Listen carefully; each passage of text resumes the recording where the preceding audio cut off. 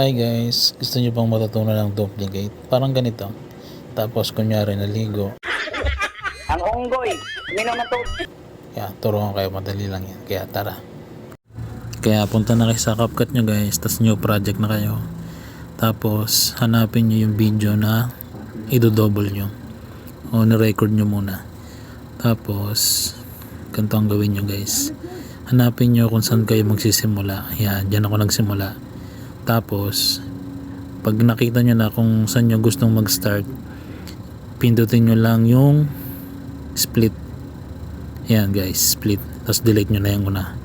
Yan. Tapos hanapin nyo naman kung saan kayo natapos nung umiinom na kayo. Diyan ako nagsimula. Tapos ngayon hanapin nyo naman kung saan nyo gustong tapusin yung pag-inom nyo ng tubig. Yan. Yan, kinat ko yan. Split nyo lang ulit. Tapos guys, punta naman kayo kung saan bubuksan nyo na yung pinto. Yun. Yan.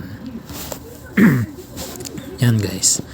Tapos i-delete nyo na yung natira. Tapos guys, yan. Pagka pwede nyo na i-cut yung sobra kung may sobra kayo dyan. O kaya i-usod nyo na lang. Pwede na rin yan. Yan guys. Yan. Tapos guys, ang next step yun dyan ay hanapin nyo naman yung overlay. Hanapin natin yung overlay guys. Yan. Overlay lang natin.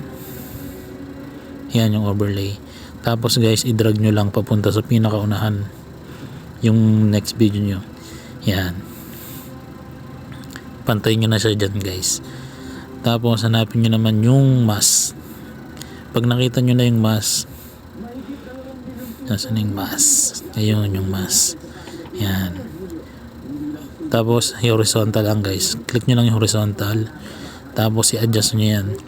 Yung sa akin, in-adjust ko dito sa may pinaka sakto sa pinto. Yan, dyan.